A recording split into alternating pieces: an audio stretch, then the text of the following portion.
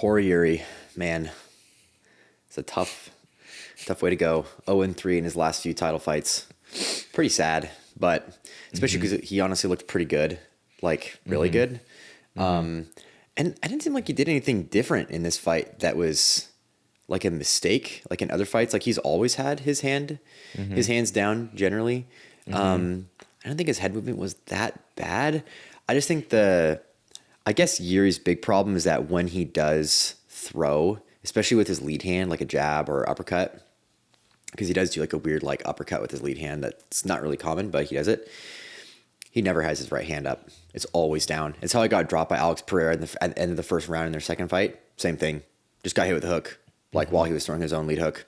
And it's just like one of those things that he is like, it's a risk he's willing to take, and he's paid for it a few times now. I don't know. What did you think about the main event? All right. So first things first, I think we got to let everybody know, like, we got so much flack. All right. Me specifically got so much flack for taking Carlos Ulberg by KO in rounds 1 or 2. And, dude, here I am. Days after the fight. Dude, look what happened. All right. We got to get some respect on Fight Lounge's name, okay?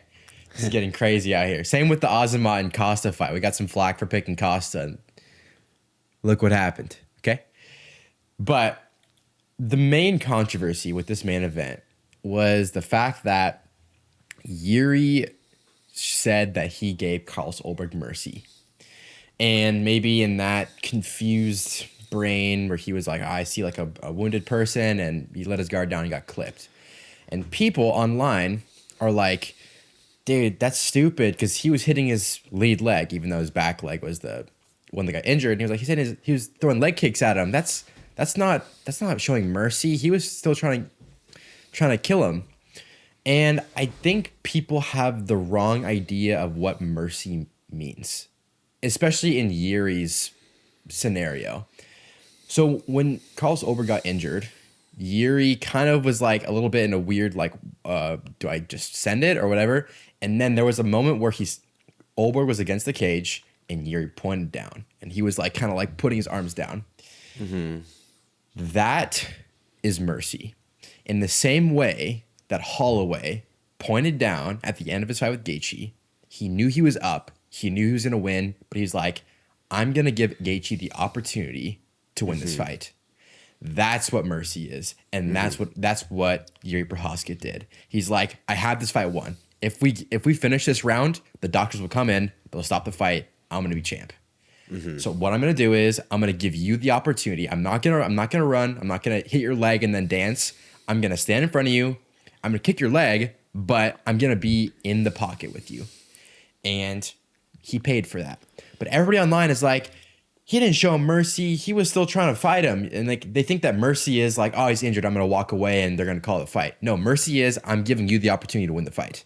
And that's what Jiri did, because he's a legend, and he got clipped by a left hook like the last 7 billion times. Yeah. That's just what happens. But I just want to get that. What was your response to the mercy statement? So I actually get what you're saying. I get it. Like mercy in an MMA fight is not necessarily just like letting your opponent win or backing off. It's allowing the fight to be fair, right? It would kind of be like if it's like when I almost want to say like when Michael Venom Page knocks somebody down and he lets them up. Or like, for example, when was it Kevin Holland against Wonder Boy when somehow there was some kind of a knockdown or like a takedown, and it's like Kevin Holland has a really good submission game, right? He kind of has an advantage in that department, but to be like, quote, merciful to Wonder Boy would be to say, let's make this more of an even fight, which it would be if it were on the feet. In fact, Wonder Boy obviously is like even better than Kevin Holland on the feet by quite a large margin, right? So that I agree with you. And in this case, how do you make the fight fair when Ulberg is on one leg? Well, you fight at a range where he doesn't need to move. You're just kind of like trading in the pocket, right?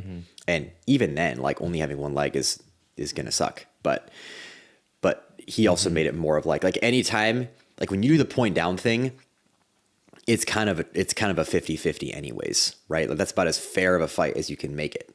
Is you're basically saying we're just going to go crazy. I mean, even Max Holloway did that to Gaethje, but he did it against Oliveira and it didn't really work out for him, right? Mm-hmm. Like Oliveira actually ended up hurting him when they did the point down thing, right? Mm-hmm. Because it's just chaotic. Like, there's not really as much control over what happens. You're just kind of willing to put your chin on the line and just throw.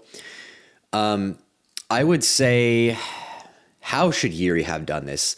Yeah, pointing down was kind of dumb. I don't really know if I buy it that Jiri was like genuinely being merciful. Like, did he actually in that moment, was he really thinking to himself, I want to give Ulberg a fair chance, so I'm going to point down and trade in the pocket? Or is it more just he just got caught up in the moment? I would really like to hear it from his words. Like, what did he mean by that when he said he wanted to be merciful to Ulberg?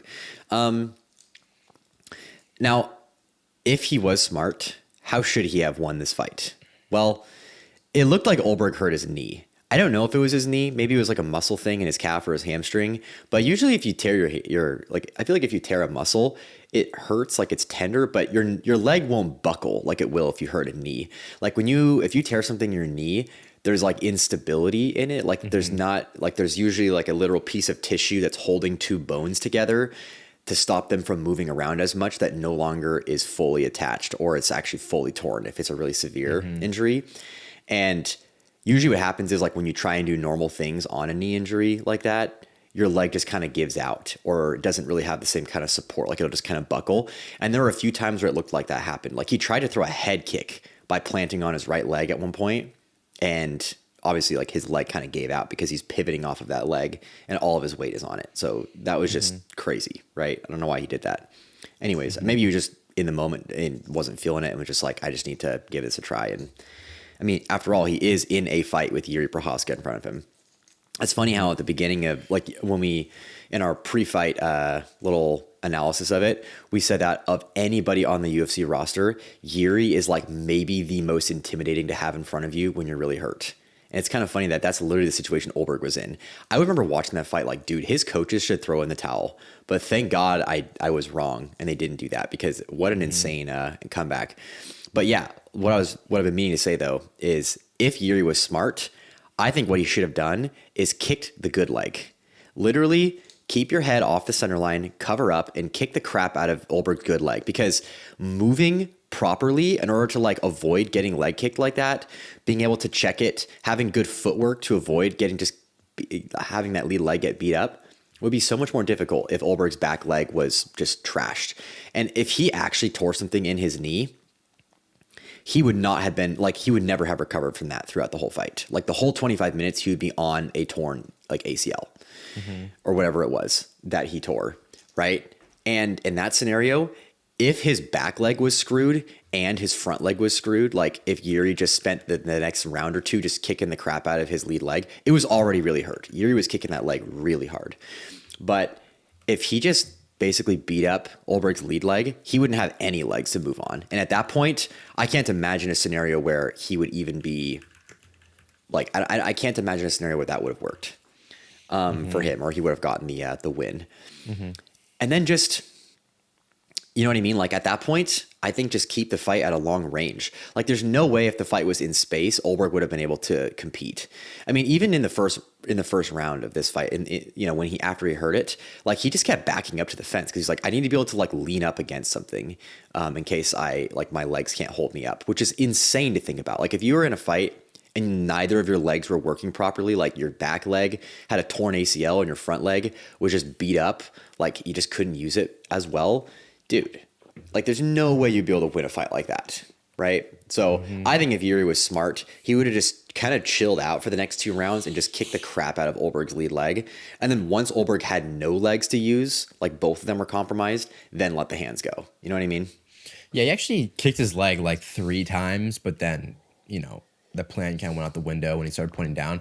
You know, it's possible that Jiri could have been, like, not truthful, but he seems like the guy that wouldn't, like, lie and be like, I wasn't really trying or whatever. It's like, dude, we don't know who Jiri Procházka is. We see him, like, talk about honor and samurais and live in the woods for 2 months in darkness. Like, I don't expect him to be the guy to kind of, like, lie, you know, but, you know, you never know. you talk about the point down, and it's kind of slightly off topic, but I think it's kind of interesting. Like, I feel like the rules of the point down, right? Even though it's kind of a stupid, the whole point down thing is kind of dumb, but the rules of it that Max Holloway talked about is that the person who's winning the fight can initiate it, right? The loser can't be like, all right, I'm tired of this. Let's stop grappling and let's swing. The loser can't do that. And funny enough, that's actually what happened in the Holloway and Charles fight. Max was losing the entire fight. And then the last 10 seconds, he was like, all right, let's go. It's like, dude, you just like broke your own rules. Yeah. A little bit of hypocrisy is a possibility, but possible. Don't worry, we love Max. But dude, this fight was the absolute worst case scenario of all time. Number one, Ulberg won. I mean, I don't have anything against Ulberg, but he's fighting Jiri, and everybody loves Jiri. Everybody was chanting Jiri. Everybody loves Jiri. So that's a downside. Number two, he got injured. So now it's like he's going to have to vacate the belt. I mean, he just won it, but there's going to be an interim belt because a knee surgery is not quick. Think about this. Rafael Fiziev injured his knee when he fought Mateusz Gamrot because it was kind of a similar thing. He was pivoting with a body kick and he hurt his knee, and he was out for like 9 months or a year. It was a while. At least. It was like a year and a half before he actually fought again. Yeah, knee injuries are no joke. They are no joke. They take a long time to heal. Dude, heavyweight's in a really rough position. Like, I remember when Jiri completely wrecked his shoulder, like right after he won the belt, and then Jamal Hill won, and then Jamal Hill wrecked his Achilles and then was out. Like, it just seems like the last few champions, Pereira's championship reign was really solid. Like, he was super active and had a lot of great fights, but after like everything else around it has just been kind of topsy turvy. Like, Blachowicz, I guess, had a pretty good title reign too. How many defenses did he have? Like maybe 2, something like that. Or dude, I no, it was just Izzy. It was just Izzy, and he lost to Glover. That's right. But I'm just kind of like, where do we go from now? Because you see, Jiri, as sad as it is, he will never fight for a light heavyweight belt again. Never. He's had 4 title shots. If he wants another title shot, he'll probably need 3 wins in a row. And with his style, that's kind of a lot to ask for. And not to mention, too, he's not young. I think Yuri's like close to 35. And so 3 fights, that's like 2 years. Then he'd be like 30, 36, maybe 37. And it's like, okay, dude, that's like, you're kind of old now. Jiri, in my opinion, will never fight for a belt again at light heavyweight. Carlos is going to be out for a year. Alex Pereira just went up to heavyweight. Magomed Ankalaev just got TKO'd in the first round. Who the heck is going to fight for the interim belt? Like, we're going to Volkan Oezdemir? Like, I mean, I guess Paulo Costa is there, which is really interesting. We'll talk about him later. But with everybody in the top 5 basically unable to fight for the belt, the division's cooked. Like, honestly. And yeah, you don't really have to have a response for that, but I literally have no idea where light heavyweight goes from here. Yeah, Jan Blachowicz is rematching Bogdan Guskov. What is Guskov ranked? 8?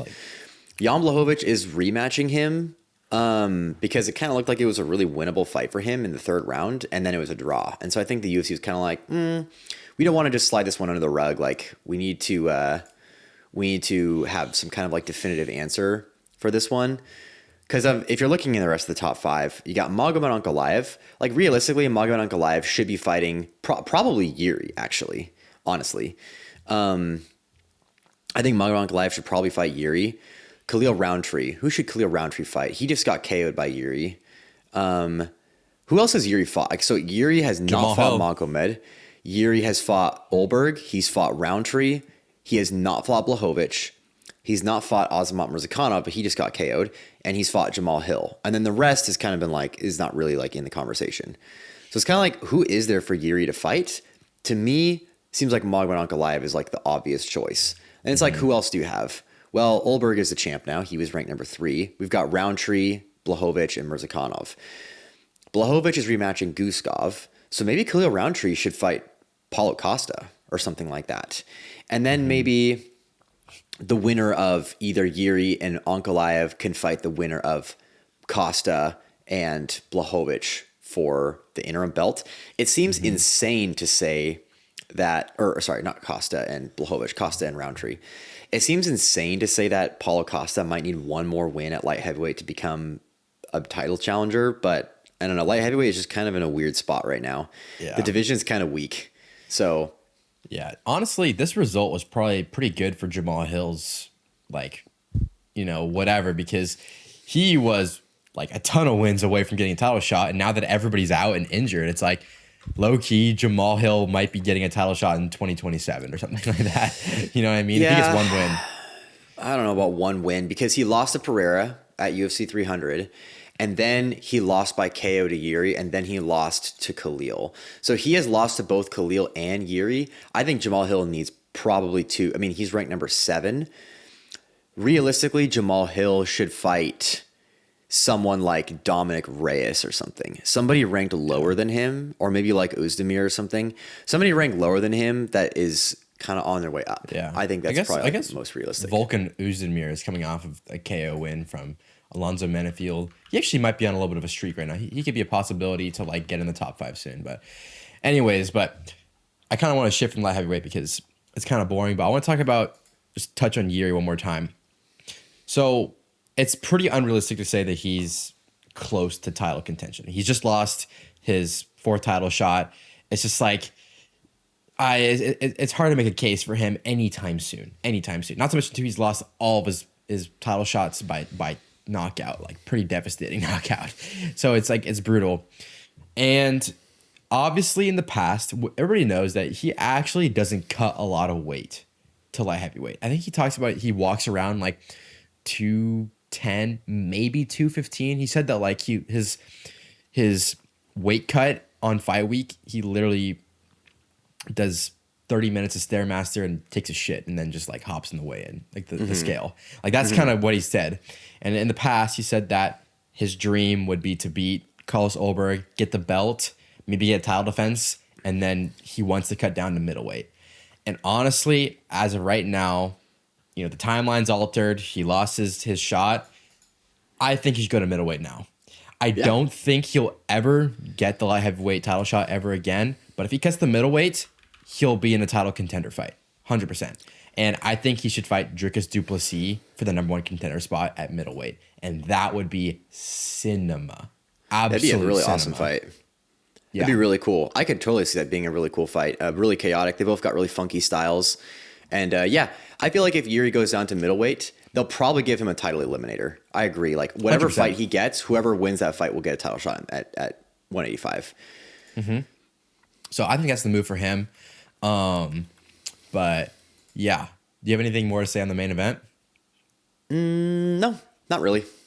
Yeah, great fight. I mean, Carlos Ulberg, like, bravo to him. I mean, he really, when it mattered most, he pulled through and got the KO. I guarantee you, he was probably stressing, dude. He So can't relieved. move. He can't move, and Yuri's doing his little like head bob thing with like his right hands.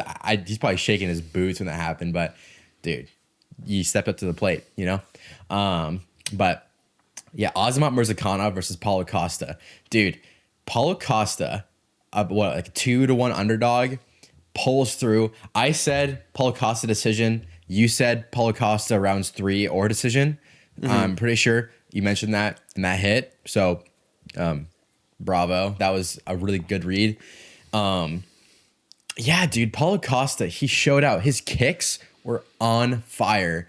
And one thing I love about Paulo Costa, one thing I love about him, it's pretty common for fighters to be like, hey, hit your body, hit your body, hit your body, I go up top. Charles and Ilya, that was that. Basically every head kick knockout in the UFC stems from calf kick, body kick, head kick. That's just how it always kind of happens.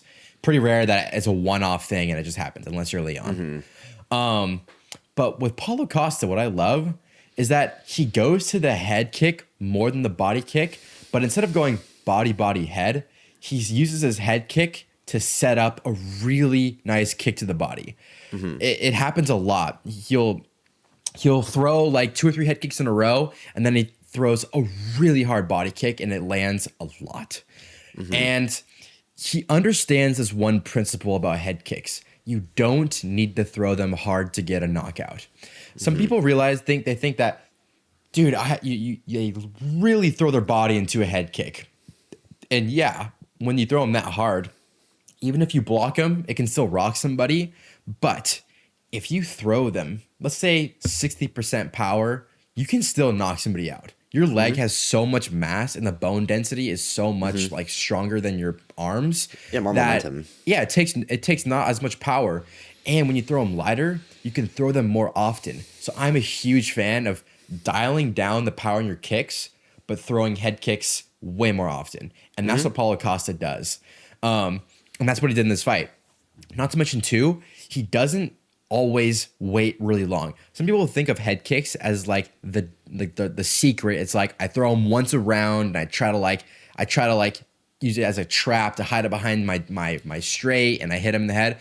And Paulo Costa, he'll throw a head kick, bob and weave, throw a combination, and then he'll throw another one within 10 seconds or 15 seconds. He'll throw another one. And that's what happened in the finishing sequence is that he threw a head kick and then threw another one, and then he kind of bobbed and weaved, threw a couple kicks, and then he threw another one. And Azamat, there's only so many you can block, and then that third one, it kind of hit like Azamat's like palm of his hand, but mainly collided on his head, knocked him out. So Paulo Costa showed really good fight IQ in this fight. He was really tactical. Murzakanov was defending those kicks. Like, it wasn't like he had his hands completely down, like it was, for example, like when Bo Nickel knocked out Rodolfo Vieira. Like, that was an example of like a knockout where Vieira just didn't defend it at all. Like, he just misread it and his arms were down. Murzakanov was defending, even the one that knocked him down. It's just that, like you said, the leg is so big and there's so much mass behind it that unless you're like fully like leaning into the kick and really like being strong, like if you just throw your arms up there, like it's not gonna, it still is like a big piece of mass that is swinging at your head. Like you know what I mean? Dustin Poirier, it covers a lot of Gaethje. area. Exactly. Yeah. And it covers a lot of, like the impact, it covers a lot of area. So it's just, yeah. Anyways, I think Paulo Costa had good feints too. Like with his lead hand, he had some really good feints. He was just very tactical, very surgical. It wasn't like he was in there to take his head off, but also he was clearly like throwing with intent, which I think is just a good balance. For sure. And what we mentioned in the past about Ilia Topuria, honestly, I think it's our best short on YouTube is his weakness. Where, spamming how we think Gaethje could beat him, or like spamming the high kick if you're a southpaw to get to kind of beat up that right arm so he won't throw it efficiently. I think the way Paulo Costa beat Azamat would be the path to victory for somebody to beat Ilia Topuria. A lot of head kicks so that his right arm literally, like, it's so tired and like welted up that it's like starting to drop. Like that is the method to beat Topuria. And dude, I know Paulo Costa said that this was like kind of an exhibition match for him. He kind of just wanted to do like one shot at light heavyweight for fun. I don't know if he was actually expecting to do this well, but now that he did, I'm like, dude, screw middleweight, like stay at light heavyweight, because Paulo Costa fights so well when he has a speed advantage over his opponents. And at middleweight, there's just so many fast people. Like, like the ones on top of my head were Nasruddin Imavov and Caio Bahayo. But even like Sean Strickland, he can be kind of fast too. And, Paulo Costa's always playing, catch up. But in this weight class where he's fighting people that are slower, he can kind of run away in the scorecards and just put up numbers. And so I honestly think for the longevity of Paulo Costa's career, he should stay at light heavyweight. And honestly, within a year, you can make a run at a belt. Yeah, he's top 5 now. I mean, Azamat Murzakanov would rank number 6. So, like, he could fight one more time in the top 5 and potentially be in the conversation for a title.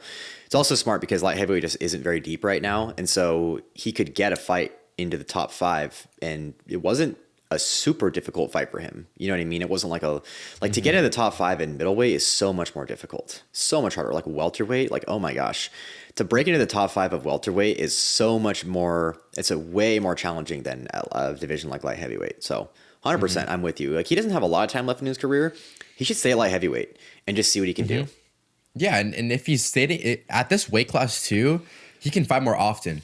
A lot of fighters, they're like, oh, dude, I can't fight more than twice a year because the weight cut is just too draining and blah, blah, blah, blah. I'm like, dude, be Kevin Holland. Just say, screw being like huge for your weight class. if you don't have to cut as much weight, you can fight so much more often, and people, if you fight often, people will enjoy your work. They'll enjoy your stock will rise. It's just good for the UFC. Like we've said this 1,000 times, and we're not going to go into it, but like the weight divisions in the UFC, they need to be reworked badly. Mm-hmm. They need to add a couple more. They need to stop, insane weight cuts, and it'll just be better for the UFC. Mm-hmm. Cool. Okay, so Curtis Blaydes and Josh Hokit, this was the greatest heavyweight fight of all time. Somebody might bring up like, oh, well, Big Nog Nogueira back in 2007 and some other bloke were like, go putting on an absolute barn burner. It's like, okay, I don't care if they're fighting taxi drivers, but in the last 10 years, this was the greatest heavyweight fight of all time. And dude, Josh Hokit, another guy that we picked to win when a lot of people were picking Curtis Blaydes, pulled up, Fight Lounge picks, plug it. Dude, Josh Hokit is him. People were hating him all week.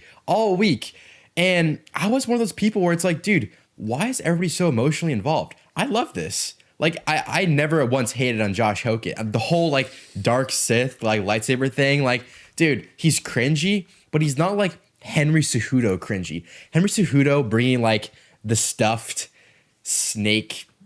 animals and, like, Dominick Cruz pillows and stuff to that stuff's kind of, like, okay, and also he's kind of a little manlit, and I love him, but, like, it's just, like, okay, but I love the Chael Sonnen rebirth of Josh Hokit. Mm-hmm. I love it so much. And dude, he's like Colby. He's like prime Colby right now. If you talk like that and then you get smoked, it's kind of like, okay, like you're still entertaining, but I'm not going to get my hopes up. But Josh Hokit, he can walk the talk. You know what I mean? He can really, really fight. Like prime Colby. Colby, when he would trash talk, Usman and whatever, and people were like, I want to see this guy get knocked out. But he would go to wars and he would not give up on himself. Like fighters who talk tons of trash but have a lot of heart, that is the equation for an entertaining fight. Mm-hmm. Yeah, I agree. To be honest with you, I might have a more of like a controversial opinion about this fight, but I didn't really like it was entertaining in the sense that they were both really active, but like it kind of just looked like they were running at each other, throwing 1-2s the whole time. And it's like, okay, that's kind of cool, I guess. But I personally am more interested in fights where it seems like they're trying to finish each other in a more like tactical way. Not necessarily tactical like, oh, we're just going to like poke jabs at each other and try and win a decision. Because I think Volkanovski's a great fighter. A lot of his fights are really boring, honestly, because he's not really a finisher, right? I'm talking tactical, like, for example, like Oliveira versus Topuria. Like that was a fight where both of them were trying to finish each other in a very like tactical way. And that fight had me on the edge of my seat the whole time. This fight, Hokit versus Curtis Blaydes, it just kind of felt like think about how many times it looked like they hit each other clean. But they were just kind of like doing this. And it's like they're just kind of grazing off of each other's face. It's like, okay, I guess that's entertaining because they're like hitting each other, but it doesn't seem like they're doing MMA in like a very like tactical sense, if that makes any sense. Yeah, I guess it's more the fact that it's like Dustin Poirier and Dan Hooker, right? And John Honig said, this fight is amazing if you don't like defense, right? Mm-hmm. Were they technical? Kind of. But it's more the fact that they took every punch that was thrown in that fight, landed on somebody's chin. Mm-hmm. And so, yeah, I get what you're saying from a technical standpoint. Like, outside of the first round, was anybody close to getting finished? No. But it's more the fact that there was so much damage absorbed in that fight on both sides. And, dude, MMA fans, like, why do we watch this sport? Why don't we watch boxing, right? Because there's no violence in boxing. How many knockouts happen in boxing a year? 10? Honestly? Yeah. Like, and anyways, but sorry, you can continue your point. Oh, no, that's all I really had to say. I don't know. It seemed like Hokit kind of plays possum a lot. Like it seemed like there were a lot of times where he kind of made it seem like he was wobbled and like backing up, but like he didn't really seem like he was that hurt. Like I had to rewind a couple times. Like what? Like when did he get hit? You know what I mean? And it like didn't even really look like he got hit that much. And so it seemed like that's kind of just a thing he does. Like always does the mind games. He was giving him the finger a lot in the middle of the fight, and I don't know. I mean, it was kind of fun. It just wasn't like to me. If I'm trying to show somebody what MMA looks like, that's not what the fight that I would show them. Even if I was trying to show them how entertaining MMA can be, I wouldn't show them that fight. I would show them Khamzat Chimaev versus Kevin Holland. That's a fight I would show them. Be like, this is what MMA can look like. Or I would show them Gaethje versus Oliveira. That's a fight I would show them. Or Beneil Dariush versus Charles Oliveira. That kind of fight where it's like these guys are going at it and using every tool at their disposal to be as efficient as possible in finishing their opponent. Like that is what makes a fight interesting to me. And this didn't really have that. It's kind of more just like they both had their hands on their knees at the end of the fight because it was just so much output. But I'm like, okay, you guys are just kind of like almost kind of spinning your wheels though. Like it's just like just doing this at each other and like all the punches are like grazing off each other's chins and stuff. It's like it kind of felt like that in a lot of ways. I'm like, what is this? It just doesn't really feel like it was. I don't know. Maybe that's just me. Maybe I'm just kind of weird about that. But. You can make that point, but at the same time, like Curtis Blaydes' face was like straight up disfigured. For sure it was. For sure it was. If we're talking about damage, like that fight probably had the most damage in the whole night. You know, and damage, like you could simplify it, but damage equals entertainment in a sense. You know, to the casual, like honestly, like.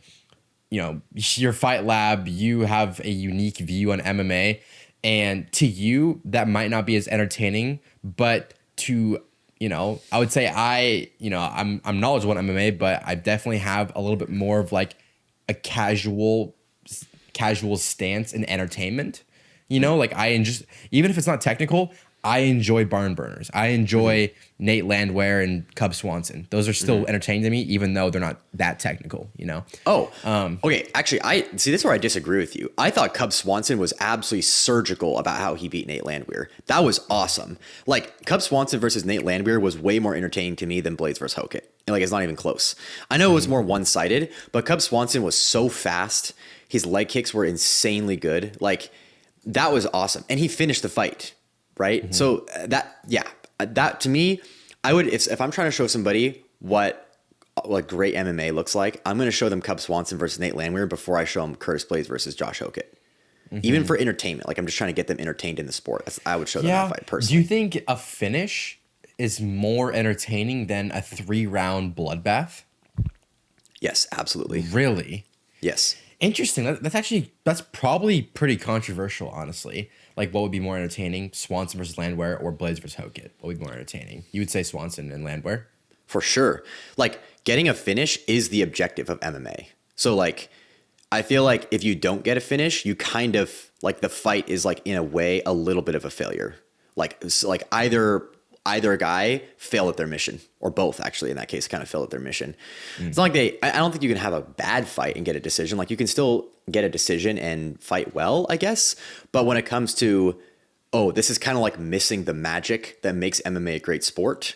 If there's a fight that goes the distance, it kind of, like, again, it's not black and white. I'm not saying every fight that goes to decision is a bad fight. There are plenty of really technical wins that go the distance that are awesome.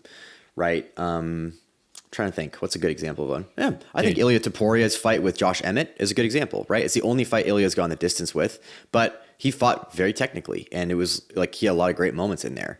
But to me, is that fight as memorable as his win over Max Holloway or Alexander Volkanovski? No.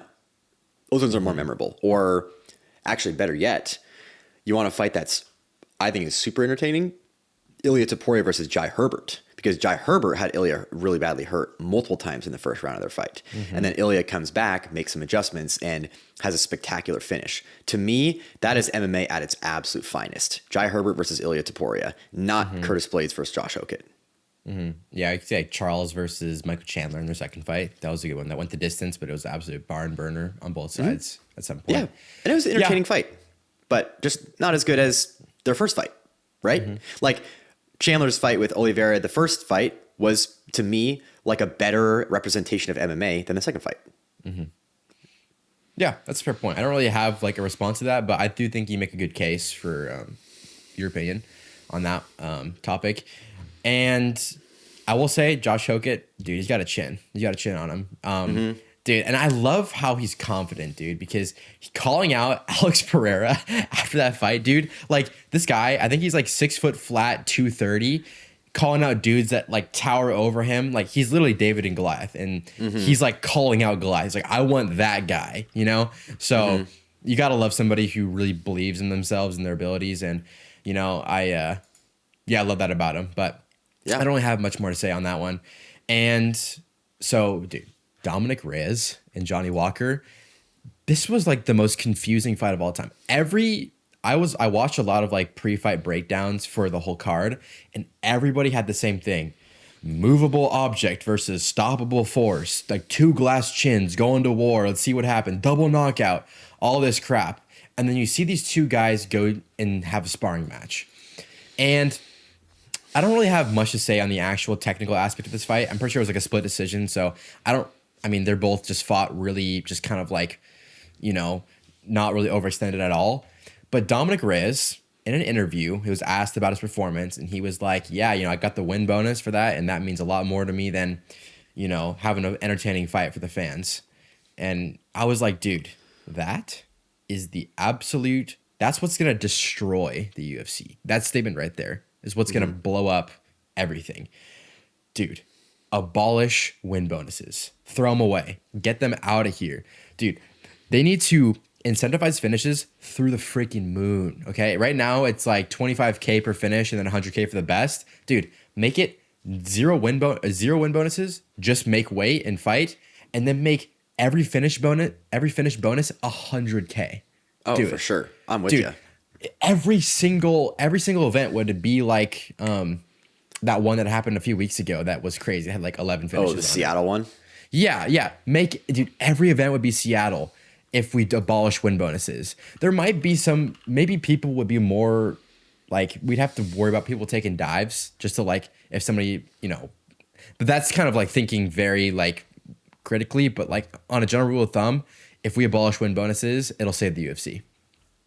Yeah, we've had this conversation many times. I think I agree with you that like the UFC, when they're trying to invest money into their own company, which is like how they pay their fighters, you know, promotional stuff, whatever they do needs to increase the value of their product to get more viewers, to get more sales, right? That's how it works. Incentivizing people to win does not increase the value of the sport, because ultimately it's a form of entertainment and people want to be entertained. And the more entertaining it is, the more people will watch. And the better they promote it, the more people will watch, right? Giving people a bonus to win does not guarantee that they're going to win in an entertaining fashion. There are plenty of times where a fighter loses a fight, but it's very entertaining for like with how they fought, right? I mean, think about like a lot of Michael Chandler's fights, right? To a lot of people, Michael Chandler is a really entertaining fighter. And to this day, he's still put on every freaking pay-per-view every time he fights. Because even though he's like 0-5, it's because the way he fights in an entertaining way. Well, I agree with you. I think that finishes are what's entertaining. The more a fight gets closer to a finish, the more entertaining it is. And if you abolish the win bonus, it's not to say that every fighter is going to all of a sudden make a lot less. You can still raise the base pay of fighting, but just take away the fact that it doubles if you win, right? So let's say if you ordinarily make $50,000 to show up and you make $100,000 if you win, maybe you make $75,000 no matter what, and you make $100,000 extra if you win by finish, right? To just incentivize the finishes. They already added a guaranteed finish bonus when they started the Paramount deal. But $25,000, honestly, like I think they could up that significantly. I agree with you, $100K for sure. Yeah, and this fight was super forgettable. Johnny Walker had some good low kicks in the first round, and then he threw like 5 punches the rest of the fight. Like I don't know what the heck was going on. Same with Reyes. Reyes barely threw anything. It was like Rose Namajunas versus Carla Esparza. There was so little to judge the rounds on that I don't even know if you were a judge how you would even go about scoring that fight. Very, very disappointing. Yeah, I don't really have anything to say. The fight was super forgettable. I don't even actually remember what happened. I just know it was a boring decision. So sure. Can move on to Cub Swanson, Nate Landwehr, which honestly, I'm a little confused about Nate Landwehr. I feel bad, dude. Like he's he's good, but he's just a lot of bar fights, and he's in a big losing streak. I feel bad for him, but good fight, good retirement fight for Cub, but not much more analysis on it. Cub looked great. He really fast. Like, man, it seems like a lot of people kind of slow down. Like Tony Ferguson, for example, when he got toward the end of his career, it just seemed like he was kind of stuck in the mud. Like he just couldn't move his feet as well as he used to and slip punches and stuff. But Cub Swanson looked sharp. I mean, he looked really fast. Low kicks were great. Yeah, I thought it was a super, just absolutely broke Landwehr down, which, yeah, great fight to end on. It seems like lately a lot of the retirement fights have gone really well, which is pretty cool. Yeah, kind of some parallels to Robbie Lawler and Nico Price. Remember his retirement fight? That first round, like the 3 uppercuts in a row, and Nico Price just went flat in the ground. That might have been the craziest retirement fight of all time. But or recently, Michael Chiesa and who else was it? Nico Price. Oh, Nico Price again. Oops. Dude, Nico Price is just getting on a bad run, dude. Oh man, holy crap, that's tough. Yeah. Anyways, diabolical. Cool. That's all I got for that one. Yeah, me neither. So, Patricio, Pitbull, and Nico Price and Aaron Pico. Nico Pico. Yeah, dude. Aaron Pico was a lot more like just controlled, restrained, but he cracked Patricio Pitbull a lot in this fight.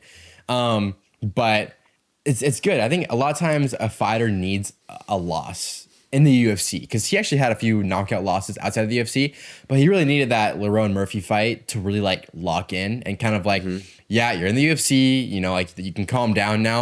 All right, let's start getting some wins, you know? And so he definitely fought a lot more intelligent in this fight, got some takedowns. Striking was really beautiful. I still have a little bit of worry for his striking defense. I feel like when it gets a little bit like crazy, kind of like in the pocket, his hands start to drop to his hips a little bit.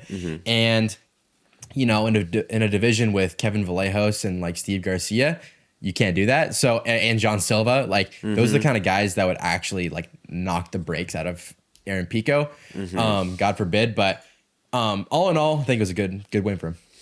Yeah, no, he looked great. I like how much variety he has in his game. Like he shoots a tasteful number of takedowns so that his opponent has to think about them, and it opens up possibilities with the rest of his game. And he also throws longer combinations. I like when he throws 3 and 4 punch combinations. It's not just 1-2s all the time. He's got a nice left hook to the body, and he landed multiple times. And in this fight, he didn't get overzealous with finishing the fight. Like it just seemed like when he fought Lerone Murphy, he was pressuring him so aggressively that he just got caught out of position, and it just seemed like this whole time he was just really locked in. Like just he was pressuring and he was aggressive, but always in control. So yeah, I thought it was a really good fight for Aaron Pico. Yeah, for sure. Can move on. So I know you didn't watch the rest of these fights, so I'll kind of take the lead. And if you have any thoughts while I'm talking, you can jump in. But so Kevin Holland versus Randy Brown.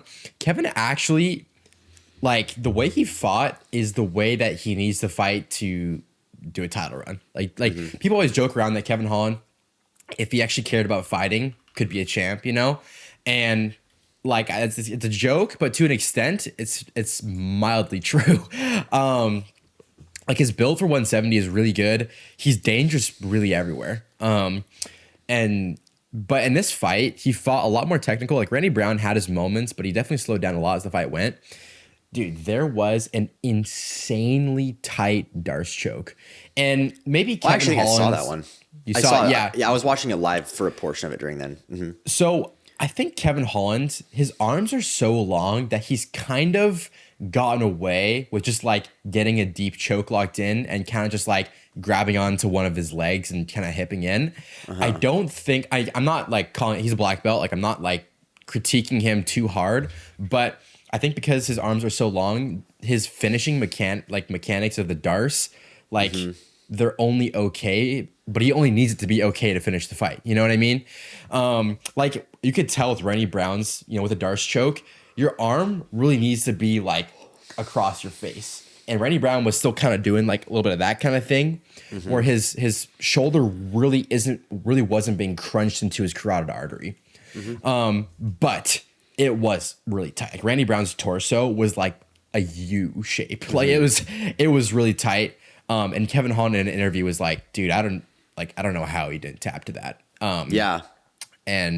But anyways, though, great win for Kevin Holland. Love to see him. Always weird when you see him win by decision. You're always like, that's not like you. But yeah. I mean, we picked him, so I'm glad he won.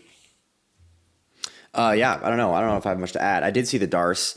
Yeah, he's got long arms. Long arms makes it easier to lock up the Darce because Darce is, you kind of have to have your arm has to be all the way up over the shoulder in order to lock it out. If your arm's down here and you're trying to lock it up this way, it's not going to work very well.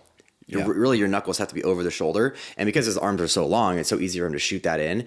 But you're not really supposed to finish the Darce by crunching like a guillotine, where you're trying to just like tuck their chin down. It's really a rotational. It's better to rotate. And so, dude, John Danaher, he always says when you lock the Darce up, the best position to finish it is actually from mount. When you get a Darce, it's tempting to want to finish it on your side. But if you step over into mount, it'll put a ton of pressure on their neck. And all you got to do is just rotate it a little bit, and it almost will always get a tap. So I rarely see people do that. But John Danaher is like the GOAT of BJJ. He knows everything there is to know about it. Exactly. That's what Kevin actually said in like the post-fight, like in the back interview. He was talking about how he, like, looking back, he should have like transitioned to mount. And like in the perfect world, like the perfect example about this is Terrence McKinney when he submitted Vyacheslav Borshev. It was like 2 fights ago. He had him in a Darce and then he rolled over and finished the mounted guillotine. He didn't need to let go of the Darce, but he did, and then finished the arm in mounted guillotine. And dude, transitioning from Darce to mount is super easy to do. And honestly, most fighters should like really drill that position. Like, I'm surprised a lot of fighters don't drill. Like, what are submissions that can transition into like a really dominant position? A lot of them like just try to finish it as hard as you can, but it's like focus on transitioning into a dominant, top position. But good win for Kevin Holland. Mateusz Gamrot and Esteban Ribovics. Dude, another case where 155, the prospect does not break into the rankings. Dude, I'm telling you, we talked about this before with like, Zahuber and Bobby Green or whatever. Like, dude, these guys just keep getting laid out or finished. Really good win for Gamrot. Also a finish too, because Gamrot's been kind of on a decision streak for a while. So this is really good for him. And one of the things I think that people, like, a misconception about Gamrot is that his striking is not good. Like, I think in the beginning of his career, it felt like every takedown he shot was like a panic shot.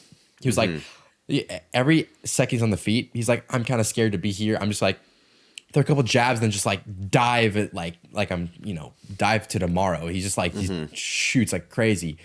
But in this fight, he actually looked mildly comfortable on the feet. Even though Esteban Ribovics was supposed to have the striking up, whatever, he looked good. And so I really like that. He's getting more comfortable on the feet. And yeah, this finish looks really good in his resume. Good job for Gamrot. But I don't know. You have anything to say? I saw the finish itself. Arm triangles can be kind of tricky, but yeah, Gamrot's a great grappler. And even though Ribovics was trying to defend, he like holding answering the phone, as they say, a lot of times is a way that it's a kind of a go-to way of defending the arm triangle, because it almost like creates a bit of a frame, like your elbow against your head. It's like this bone is obviously really, really rigid, and so it creates a bit of a barrier and almost like a point for you to like be able to create some space between your shoulder and your neck. But yeah, I mean, it didn't really work out for him, for Ribovics anyways. Yeah, I don't know. Good finish. That's all I got to say. Yeah, I love how Gamrot, like, he doesn't, it's not just like, oh, I shoot a takedown after my strikes, like setting up like jab, shoot. He counters other people's combinations. So like one of the takedowns, Ribovics like threw like I think a right hook, like really, really hard. And Gamrot literally, like, barely any effort, just dropped his level and got the takedown like that. Yeah, and it's like you didn't have to go ahead.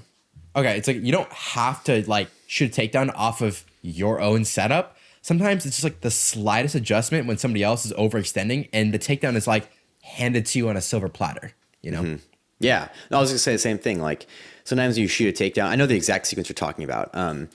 you shoot a takedown and you have to close distance to get to their legs, right? But if they're going to be running at you, all you got to do is change levels and their legs are going to run into you. You know what I mean? Obviously the timing of it has to be good, but yeah, no, it was a good win. Cool. Okay. And then I'm just going to kind of like really quick. Suarez, good win. Surprised she got a submission, but you know, congrats. Loopy Godinez she kind of made some stupid mistakes. Like, why do you, when you're fighting a grappler, why do you initiate a clinch? Like, I don't understand. Like, I did want to ask you, what are your thoughts? You know, like, what is the purpose of a clinch in MMA? Because so many times a person who has a striking advantage, like the grappler shoots for a takedown, the striker like defends and like, you know, over-unders, pulls their grip up to get into like a clinch, and they don't make space right away. They're like, they get them to a clinch and then they just like chill there for like a minute and they get taken down. I'm like, dude, if you have, you know, a striking advantage and a grappling disadvantage and you get them, you know, you defend up to a clinch, instantly frame off their head and push them away. Like, why do you chill in the clinch? It's such a dangerous 50-50 spot. Unless you are so confident in your grappling abilities, get the heck out of there. And that's kind of why Loopy Godinez got taken down. She was actually defending good, and then she just got comfortable in the clinch, and then she got taken down. She's like, it's just low fight IQ to me. Yeah, actually, I agree with you. I mean, I think that if you want to keep the fight in the space and be able to, you know, just do stand up for the most part, like, yeah, you should be looking for a way to get out of the clinch whenever it happens. The city kickboxing dudes are so good at that. I've always been so impressed by how well they escape the fence, even against really good grapplers. Like, it's one of those areas that Adesanya has always been really strong in. He's just good at framing, getting a collar tie. Like, does he use like what does he use? I'll have to rewatch some of his fights, but something like that. And he'll just kind of almost, he creates an angle, and basically like, he takes the pressure off of them pushing up against the fence, and he just changes the angle really quick and then just backs out. That's all he does. And it works super well. So yeah, I don't know. Again, I didn't see this fight, and so I can't really comment on that in this fight specifically. But yeah, that's fine. Yeah, I think the clinch is certainly more of like, it's a way to make the fight move at a slower pace. And so I would imagine like mentally it's an opportunity for them to kind of like get their bearings again, but also, if you're a grappler, it's a great way to like set up takedowns because they can't go anywhere while they're pinned up against the fence, right? So if you're good at using your hands, you know, to get people to defend in certain ways and then go down low and go for a takedown, it's obviously a good place to do that. But yeah, if you're trying to keep it on the feet, I don't see any reason why you'd be hanging out in the clinch, especially if your back is against the cage. It's like, dude, you are in a defensive position at this point, so get out of that situation. Exactly. Yeah.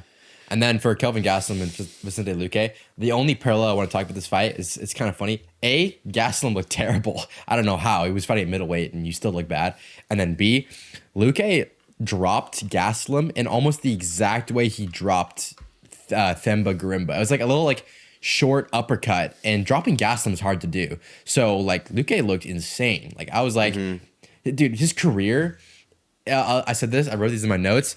Like, dude, Vicente Luque has to be put on like the no bet list, kind of like Kevin Holland. Yeah. Like, dude, it's like, look at his career. It's like win, loss, win a decent opponent, lose to a bad person. It's like, dude, like he's so inconsistent, but this was like one of the times where he got a really, you know, a plus 300 money line win. So it's like, you know, good for him. But yeah. Cool. Nice. Okay. So I think that was the whole card. I don't really have anything else to talk about. So can probably end it there, and we'll reconvene on Thursday. Thursday. Cool. Yeah, sounds good.